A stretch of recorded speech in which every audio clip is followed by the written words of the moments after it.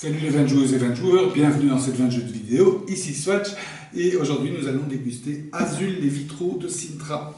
C'est la suite logique ou pas de Azul, premier du nom, toujours du même auteur, Michael Kiesling, un jeu de 2 à 4 joueurs d'une durée approximative de 30 minutes.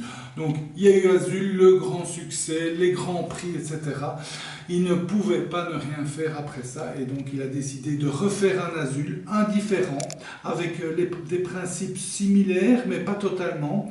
Un jeu finalement totalement différent bien qu'il y ait une base commune et qui est aussi bon que le premier. Toujours familial, toujours des choix tactiques différents et vous allez voir vraiment intéressant.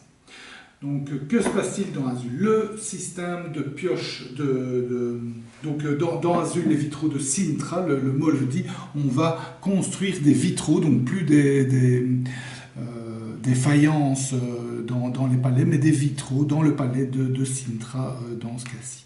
Et donc, il y a le même principe que dans le jeu d'origine, c'est-à-dire que les vitraux sont répartis sur différents présentoirs. Et à votre tour, vous allez prendre des vitraux, je vais faire comme ça, vous allez prendre un vitrail, ou un ou plusieurs, vous allez choisir dans un présentoir une couleur de vitrail, par exemple vous choisissez jaune, vous prenez tous les vitraux jaunes et tout le reste va au centre de la table et vous les placez sur votre présentoir, enfin sur vos fenêtres, on va dire.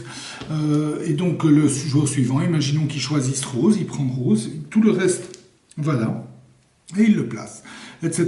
Donc, à votre tour, vous avez le choix entre prendre sur un présentoir ou au centre.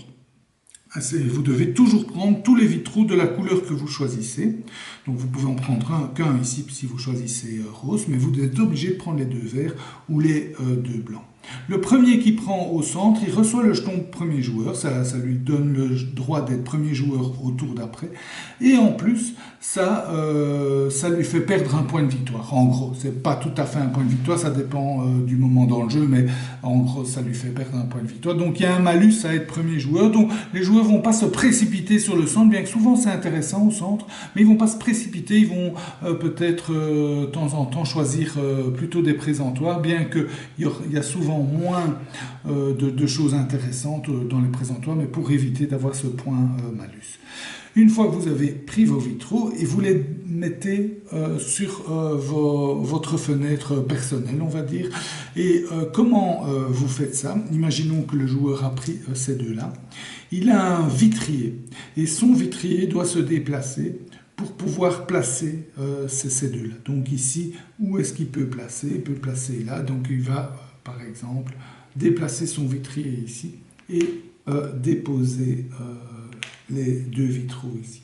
Il faut savoir qu'à votre tour, vous ne pouvez déplacer votre vitrier que vers la droite. Vous pouvez, donc quand vous prenez des vitraux, donc imaginons que je suis ici, je prends un vitrail, on va dire, oui, un vitrail rose.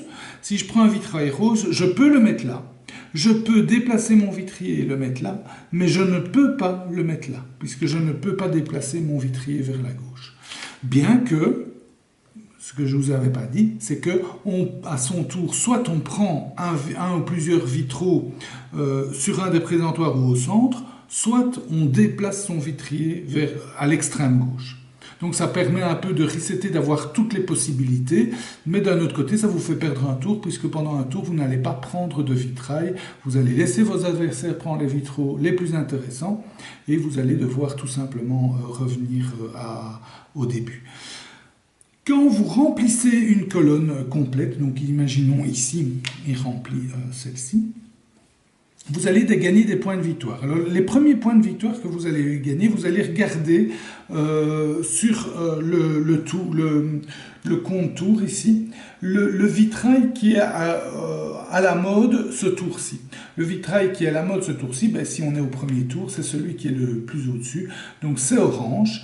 Il a terminé une colonne avec 4 oranges et donc il a un point de victoire en plus par vitrail orange, puisque c'est la couleur à la mode. À la fin de chaque manche, on va enlever le vitrail de la manche. Donc ça sert de compte-manche. Et en plus, vous voyez que ça change à chaque manche, le vitrail à la mode. Donc on va essayer de jouer en fonction de ça. La deuxième chose qu'il fait quand il a complété une colonne, c'est qu'il va prendre un des vitrails de la colonne, il va le placer en bas, donc sur une des deux places. Si les deux places sont vides, il va le placer sur la première. Si la première est déjà remplie, il va le placer sur la deuxième. Il va enlever tous les vitraux qui sont mis, il va les mettre à la poubelle. Et si c'est sur la première place qu'il met, vous voyez le sigle, il retourne de l'autre côté sa colonne. Si c'est sur le deuxième, il jette. Il est marqué, hop, tu jettes. Donc c'est comme ça qu'on avance dans le jeu. Et ensuite, il va gagner des points de victoire. Alors il va gagner les points de victoire de la colonne, plus de toutes les autres colonnes complétées sur la droite. Donc ici, vous voyez, ça va faire un max, hein, c'est 4, plus 3, plus 3, plus 2, plus 2, plus 1, plus 1, plus 2. Donc c'est un maximum de points. Donc ça, c'est quand on complète une colonne. Donc, autrement dit, le vitrier, il va toujours vers la droite. Donc on a intérêt de remplir de gauche à droite. Mais vous allez gagner des points de victoire en fonction des colonnes sur la droite que vous avez remplies. Donc quand vous remplissez par exemple celle-ci, vous allez gagner ces points de victoire plus les autres. Donc autant commencer vers la droite. Et le dernier objectif que je n'ai pas mentionné encore, c'est que à la fin du jeu, on va compter les points de victoire en fonction de ces boules blanches. Donc si on a 4 vitraux autour d'une boule blanche, on gagne 10 points de victoire. Si on en a 3, on gagne 6, 2, on en gagne 3 et 1, on n'en gagne aucun. Donc on a intérêt à remplir les mêmes vitraux, les mêmes cases autour, chacune autour d'une petite boule blanche.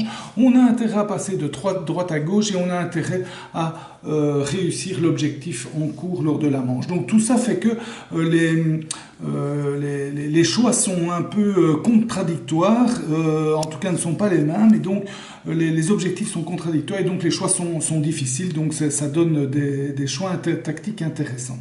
Dernière chose aussi que je dois dire, c'est que quand on prend des vitraux, si on dépasse, donc imaginons par exemple ici que le joueur ait pris 4 roses, il va ici, mais il n'y a que la place pour 3, eh bien le dernier va à la poubelle, en fait il est cassé et on diminue ici. Donc on a intérêt à ne pas en prendre de trop, à ne pas être trop gourmand, surtout que c'est ici aussi qu'on perd des points de victoire quand on choisit le premier joueur. Donc pas mal de choix intéressants, contradictoires ou semi-contradictoires, et des choix tactiques, oui, encore une fois intéressants, pour un petit jeu, hein, facile, les règles s'apprennent en 10 minutes, on y joue en une demi-heure, donc en famille c'est impeccable, et voilà, vraiment le digne héritier d'Azul premier du nom, un jeu tout aussi bon, proche évidemment dans ses mécaniques, mais quand même assez différent pour mériter son achat. Voilà, c'était la dégustation d'Azul, les vitraux de Sintra. J'espère qu'elle vous a goûté, je vous souhaite de bien vous amuser, de santé et à bientôt.